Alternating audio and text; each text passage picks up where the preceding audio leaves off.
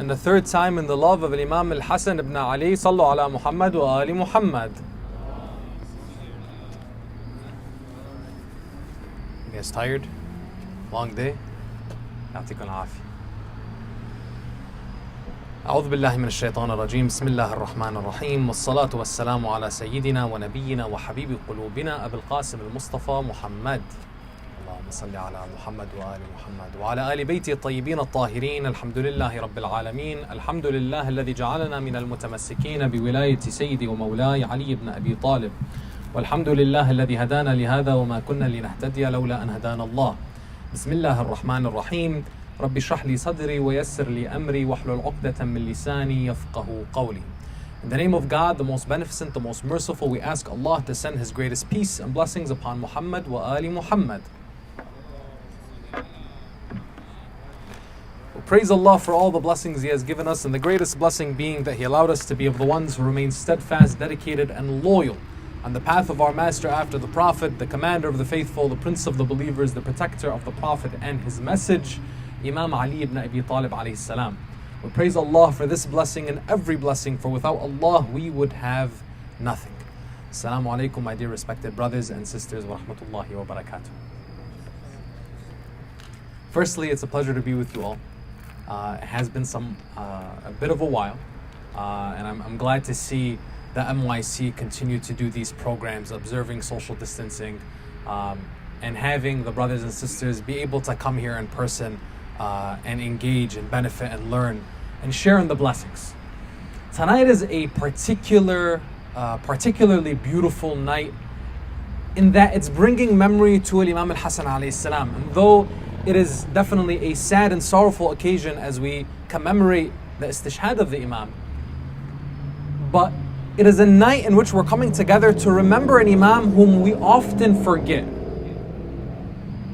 Notice a lot of times in our conversations, in our discussions, in our emphasis, we go to certain Imams. Of course, those Imams that we gravitate towards sometimes in our conversations, be it like Imam Ali alayhi salam, Al-Imam Al-Hussein alayhi salam, and Al-Imam Al-Mahdi, our living awaited Imam, Hajj Jalal Ta'ala Farajahu al-Sharif.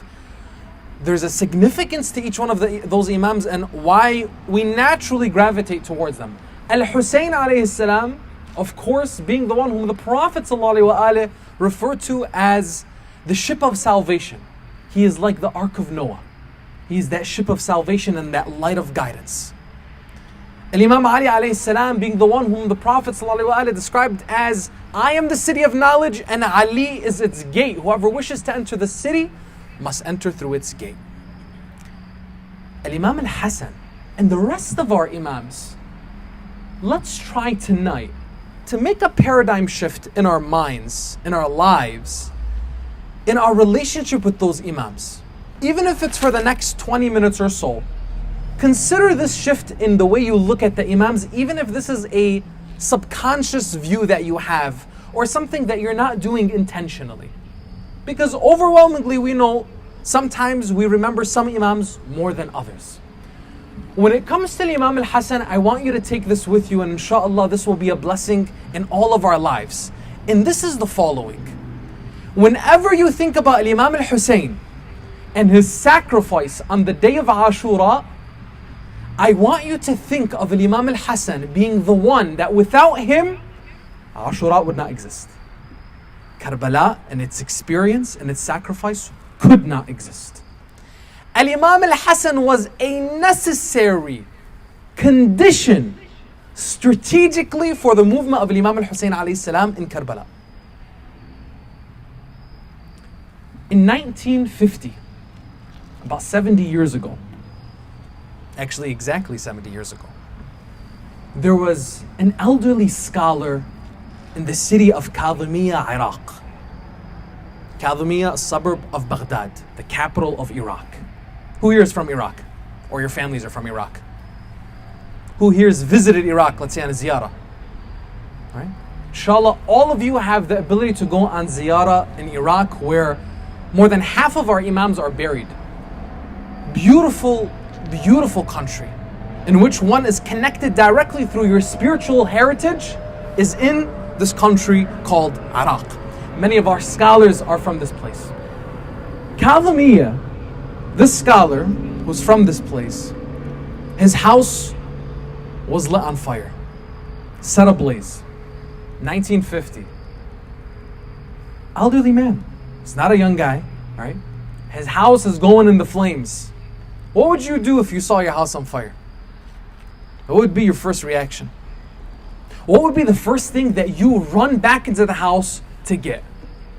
If you had a choice of anything. Let's say, alhamdulillah, everybody's out of the house. So it's not any of your siblings, your kids, your parents, anybody like that. But there's something in the house that you want to save. What's the first thing that you go for? It's not a rhetorical question, I'm really asking you guys. What would be the first thing that you go back into the house to get? The first thing. And you have to choose only one thing. What do you go back and get? To blurt it out. Say it. Say something. I might not even know it's you because all of your faces are covered. What do you go there and save? Your house is on fire. What do you save? Quran. You got one. Just pick one. Your copy of the Holy Quran. Beautiful. Your bird? Your bird. Okay, beautiful. What's your bird's name? Buddy. You save Buddy. Okay. So we got the Holy Quran that we're saving and we got Buddy. What else are we saving? Your house is set on fire. Blazed. You can save one thing. What do you save? What do you save? One thing you can save. What is it? Naam? Jewelry? Okay. Yeah. Especially if the jewelry has some sentimental value in addition to its monetary value. Absolutely. Let's say you have a ring that, like this ring right here, this was gifted to me from my brother. This would definitely be something that I would save. Has significance on a number of different levels. One thing you could save, what would it be? Think about it some more. If you don't want to share with me, it's okay. This scholar, his house is on fire. He goes into the house, runs inside. The fire is all over, smoke all over. People are watching him. People think that he's not going to make it. He's an older man. Runs in the house and he's looking for a manuscript. He's looking for a book that he wrote that was still yet to be published.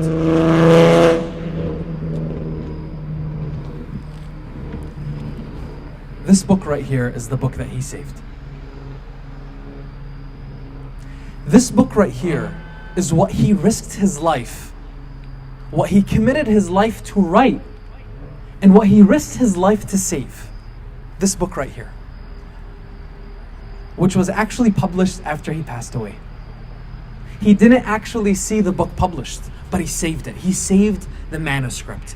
This book is Sulh al-Imam al-Hasan, the peace treaty of Imam al-Hasan, that was written by Sheikh Radi al-Yasin.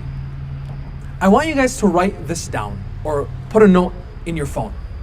If you're going to take anything away from tonight's lecture, it's this book, Sulh al-Imam al-Hasan, the peace treaty of Imam al-Hasan by Sheikh Radi al-Yasin. This is about a 400-page book. The original Arabic, it's about a 400-page book. You and I may look at a 400-page book and be like, man, I'm not going to read a 400-page book. Man, it's going to take so long for me to read a 400-page book. Imagine what went into this man writing this 400-page book. Sulh al-Imam al-Hasan by Sheikh Radi al-Yasin was a book that was noted, was praised by Sayyid Abdul Hussein Sharaf al-Din, who was a grand scholar in the city of Sur in Lebanon. He commented on this book and he said, this is a book like no other that exists. And that the libraries of the Shia school of thought have been empty of a book like this for way too long. And Sheikh Radi al-Yasin came and filled the libraries with this book. He filled a void. Because for so long, this is when was the book published? In 1952. In 1952, after what? About 1,300 years? we came to actually finally have a book that speaks about Imam al-Hasan in a way that people can now actually understand his significance.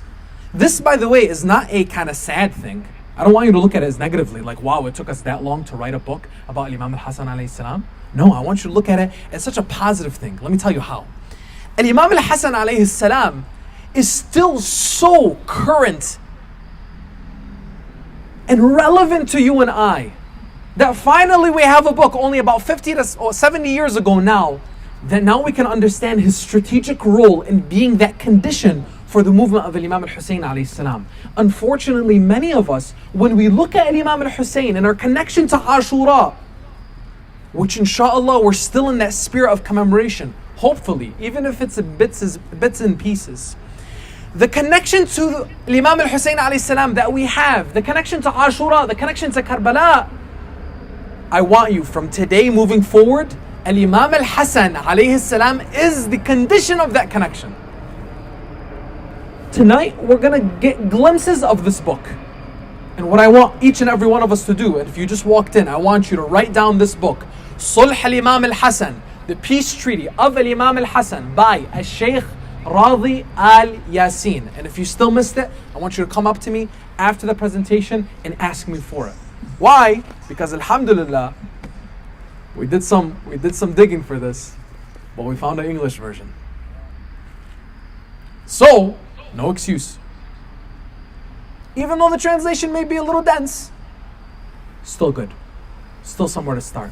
This book will change your perspective and your paradigm of Ahlul Bayt. Let me tell you how. Imam al-Hasan came into a period of time of civil strife inherited by the reign of his father, Imam Ali ibn Abi Talib alayhi salam. Imam Ali alayhi salam ruled for 4.5 years, approximately. His khilafah, after the first, the second, and the third caliphs, his khilafah was characterized as a period of civil strife, of civil war, where he had 3 battles that he fought. The Battle of Jamal, Ma'rakat Jamal, Siffin, and Nahrawan. In those 3 battles, Imam Ali alayhi salam was challenged by different factions within the Ummah. The first being the widow of the Prophet and 2 companions of the Prophet. The second being by Muawiyah, the leader of the Umayyads. And then the third being against the Khawarij, or the Kharijites, that came forward as ones who defected from Imam Ali's army in Siffin as a result of the tahkim that took place, the arbitration that took place between Imam Ali and Muawiyah, or Imam Ali's army and Muawiyah's army. The Khawarij continued to play an extremely significant role when it came to Imam al-Hasan. Imam al-Hasan, many of us don't really pay attention to this, but when you look at it historically, the first caliph that came, the second caliph that came, the third caliph that came, collectively there were about 25 years of rule in the Muslim empire. Then in Imam Ali alayhi salam, the people would finally come back and say, Ya Ali, we want you to lead. After Uthman, the third caliph, was assassinated, they said, Ya Ali, we want you to lead. Historically, if you look, Imam Ali would say, go and choose somebody else other than me. What? What do you mean? Imam Ali, man, this is your right. You were chosen by the Holy Prophet ﷺ. In Ghadir, they chose you. The Prophet chose you. All of the Muslims congratulated you, gave you bay'ah.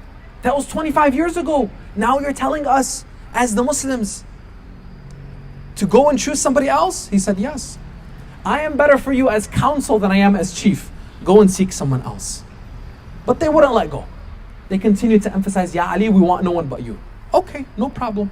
But I'm going to lead as the Prophet led. And this is something that you probably won't be patient for. No, we will be patient and we will follow you. Okay? 4.5 years, civil war.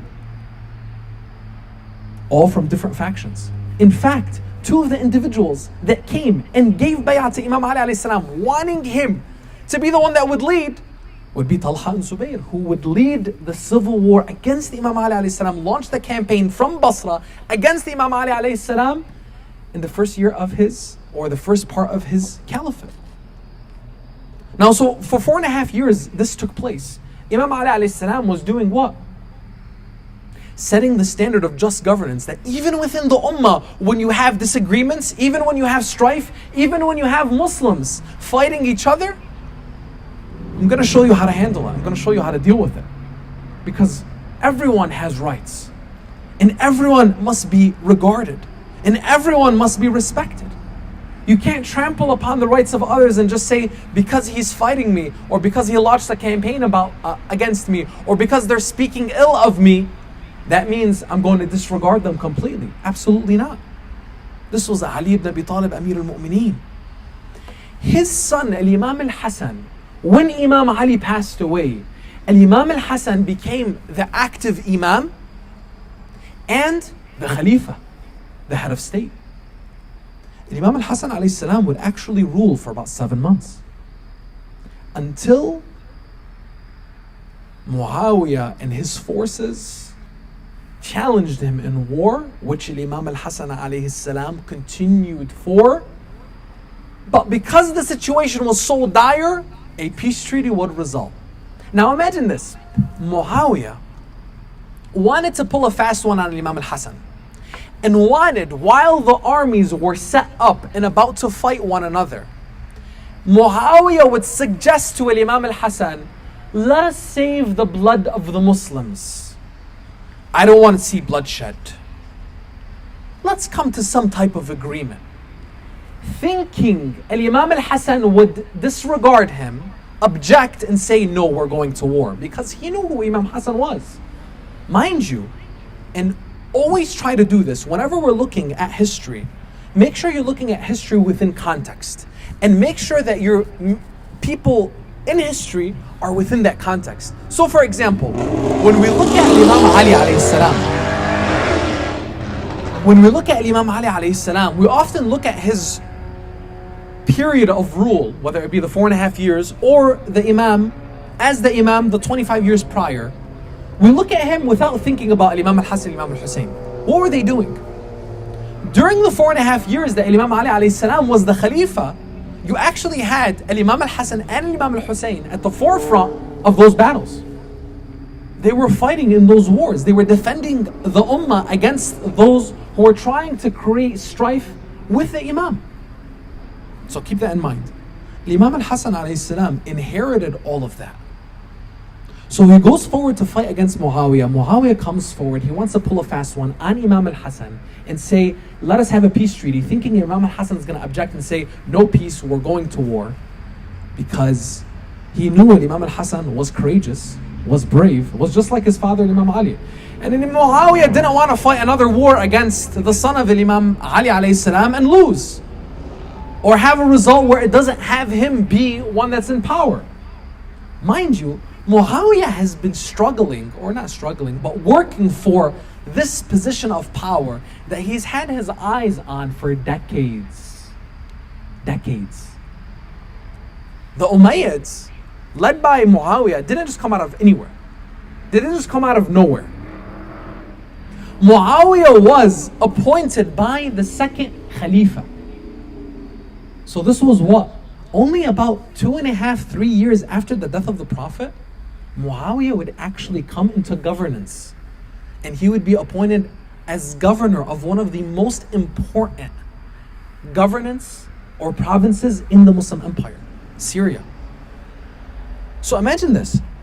After the Prophet ﷺ passes away, only a few years later, Muawiyah actually is now in one of the most important government positions in the Muslim Ummah. Muawiyah is the son of who? Abu Sufyan. Abu Sufyan was who? The arch nemesis of the Holy Prophet ﷺ. The one whom the Prophet, when they marched back onto Mecca, and the pagans of Mecca were still at war with the Holy Prophet, led by Abu Sufyan, and they finally surrendered, aslamna. Why? Because they saw the Muslim army and they're like, we're not dying. We want to live. We want power. The march on to Mecca resulted in what? What many called the bloodless war. Why? Because they all gave up. They raised the white flags. And the Prophet designated them as at-tuluqa. At-tuluqa meaning what? The freed slaves. Because by the rules of war, the rules of engagement at that time, those who would be fighting against and give up or raise that white flag, they essentially became prisoners of war to the next army. So the Holy Prophet ﷺ says, "Antum at-tuluqa." We're freeing you, but know who you are. So Ibn al-Tuluqa, the son of the freed slaves, Muawiyah, and eventually Yazid, would be the ones that would come and challenge Imam Ali, Imam al-Hasan, and Imam al-Hussein. Ahlul Bayt had all of this in mind. They knew what was going to happen, and they knew the plans of the Umayyads. Not merely from their spiritual knowledge and the knowledge that Allah subhanahu wa ta'ala endowed them with, but also from a strategic perspective in them analyzing the situation of the Ummah. They knew who Abu Sufyan was, they knew who Muawiyah was, they knew who they were, they knew who the Umayyads were. So Imam Ali, even when he wasn't in the Khilafah, he was monitoring this whole situation and he knew what was going on. And Imam al-Hasan, the same way. So when Muawiyah proposes to Imam al-Hasan, listen, let's have peace, expecting that Imam al-Hasan would say no, Imam al-Hasan flipped the switch on him, flipped the script on him, and said, yes, we will have peace, but on these conditions. The following conditions are the 5 major conditions of the peace treaty of Imam al-Hasan with Muawiyah. Which what? The peace treaty would say Muawiyah would become the Khalifa so long as the following things happen. Stipulations, conditions. Muawiyah has to rule according to the Book of Allah, the Sunnah of the Prophet, and the rule of the righteous caliphs. Now, when we look at the narrations, when we look at that expression, we take a second and a moment of pause. Look at how craftily Imam al-Hasan alayhi salam positions this peace treaty. Keep that in mind, right? Mind you, some people already, when Imam al-Hasan is saying we will have peace, some of the Shia themselves are at odds with themselves. They're like, what? We're going to have peace with him? Oh Imam, why are you doing this? What's going on? Mind you, the army of the Imam was also comprised of 5 different components, 5 different factions. Who are they? Was the army of Imam al-Hasan all loyal to him? Absolutely not. 5 different factions of that army. 1, the loyal supporters of the Imam, the Shia. 2nd, was a group of people that were called ash-shakkakun. These were people, they didn't care who was ruling, they didn't care about the Imam, they didn't care about anything theologically or creed. It wasn't about anything like that. At the end of the day, they were looking, whoever's gonna make life easier for us. So Imam al-Hasan, okay, we'll fight with you. You're gonna pay us, you're gonna take care of us? Okay. There was another group that were essentially like a security agency. They were hired guns. They looked for whoever was going to pay them, and they would jump to any army. The other group that was with them, the third group, was who? The Umayyads themselves. The Umayyads had infiltrated Imam al-Hasan's army, and they formed as spies. Then you had the group of people who were acting like they were loyal to the Imam, but they really wanted vengeance. Hasan alayhi salam was actually, there was an assassination attempt on his life, in which he was stabbed in his thigh by one of his soldiers, who was a Khariji, who was a Kharijite, and the dagger itself was dipped in poison. So many were looking at, even before the battle would begin, there were so many holes in that army because of all of the different people that were in it. So you had loyal supporters, you had people that, they would go left and right, you had hired guns, you have Umayyads infiltrating in there, and you had Khawarij that wanted to take vengeance on Imam al-Hasan because of what happened with Imam Ali alayhi salam. That was the state of Imam al-Hasan's army. So when his Shia came to him and said, "Oh Imam, you're going to have a peace treaty with the likes of Muawiyah," they doubted the Imam in that situation. And actually continued to doubt him. He said, "You know that I am the foremost amongst you in battle. But if we continue to pursue this battle, not one follower of ours will be left on the face of this earth." Not one. The words of the Imam. Not one follower of Ahlul Bayt will be left on the face of this earth if we continue in this war against Muawiyah. So the conditions of that peace treaty were as follows. Muawiyah is to rule in accordance to the Holy Quran, the Sunnah, and the righteous caliphs. Muawiyah is not to appoint anybody in government, not to appoint anybody in this position after him. Government goes back to Imam al-Hasan, or if Imam al-Hasan passes away before Muawiyah, it is to go to Imam al-Hussein alayhi salam.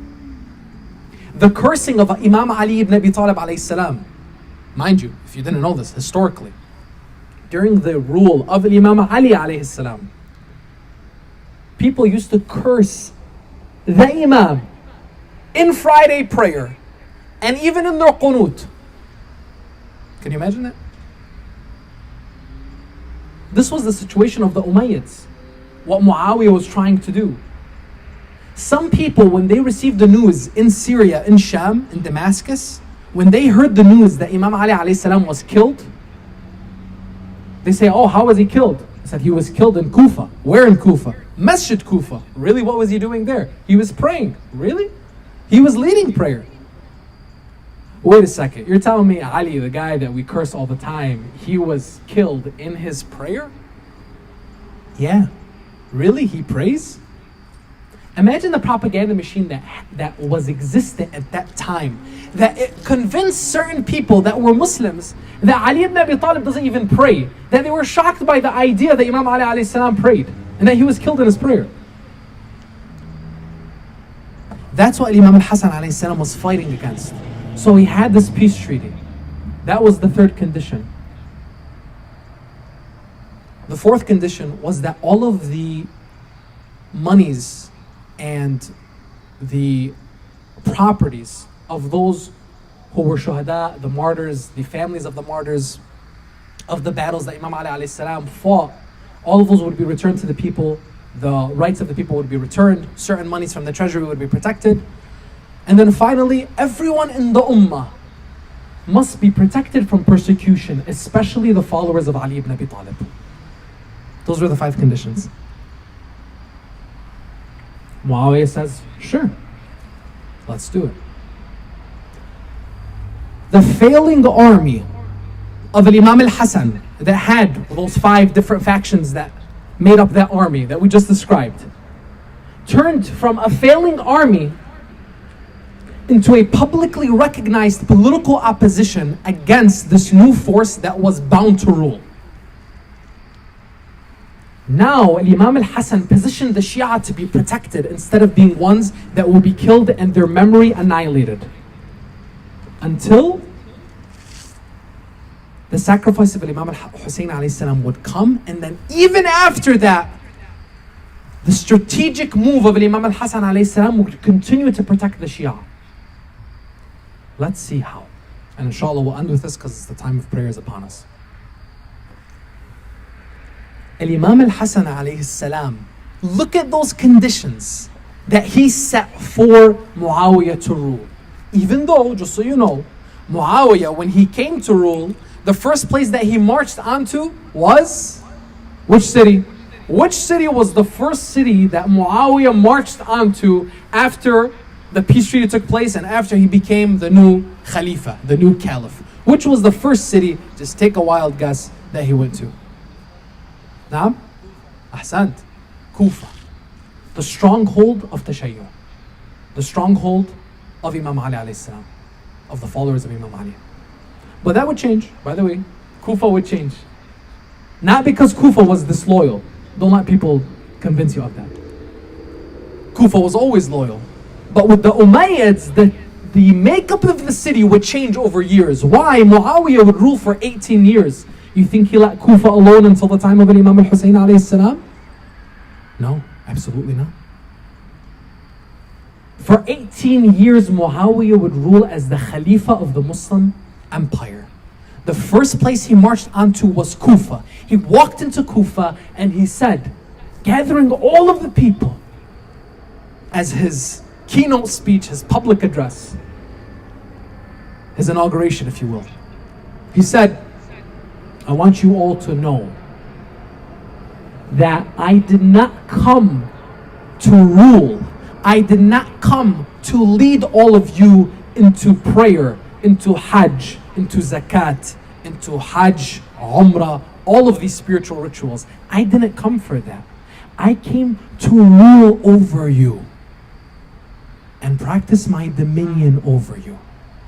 And this treaty that I struck with Al-Hasan ibn Ali is under my foot.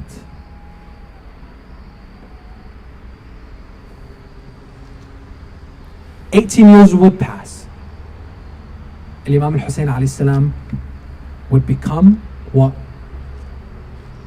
The Imam, the active Imam. But what happened during the years that Imam al-Hussein alayhi salam was existent, was there, was present with Imam al-Hasan? Let's rewind 10 years. 10 years before that, Imam al-Hasan alayhi salam would be poisoned and killed.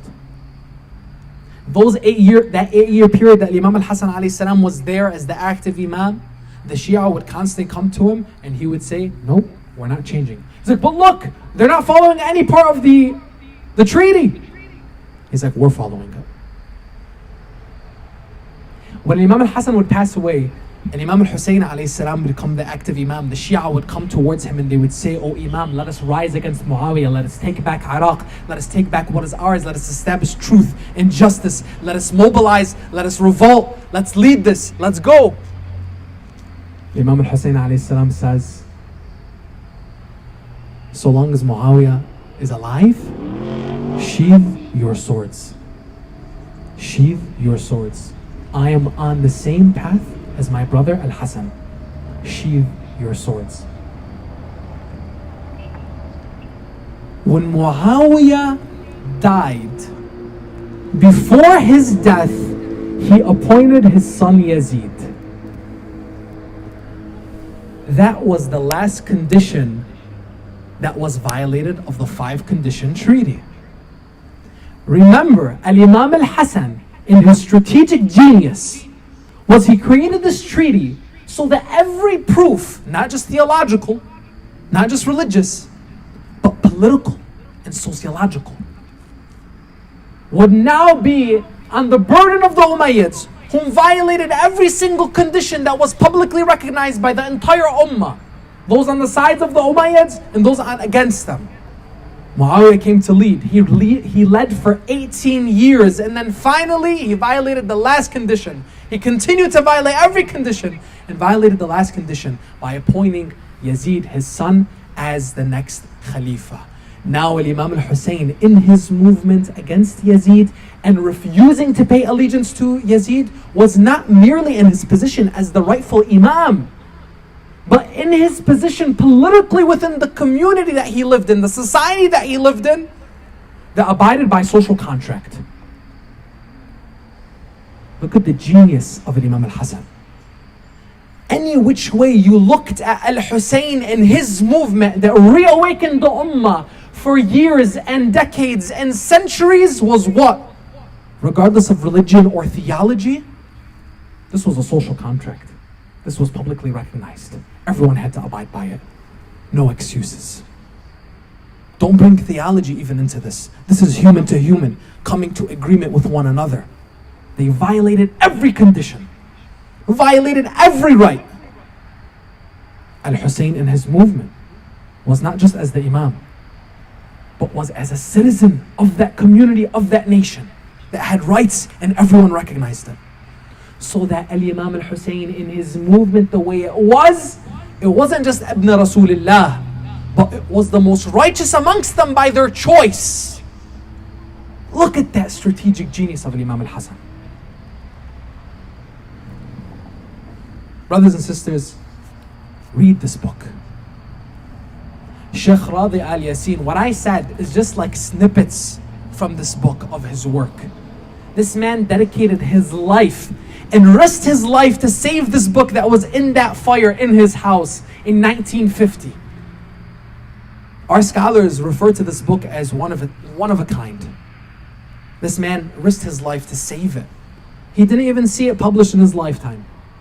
But alhamdulillah, in his grave, people are benefiting because of his beautiful work, highlighting the significance of Imam al-Hasan. And remember, tonight, inshallah, moving forward, we look at Imam al-Hasan alayhi salam as not an afterthought, but as a condition to our relationship with Imam al-Hussein alayhi salam, and understanding the movement of Ashura and understanding the movement of Ahl al-Bayt alayhi salam. هذا والحمد لله رب العالمين وأفضل الصلاة والتسليم على نبينا محمد وعلى آل بيته الطيبين الطاهرين.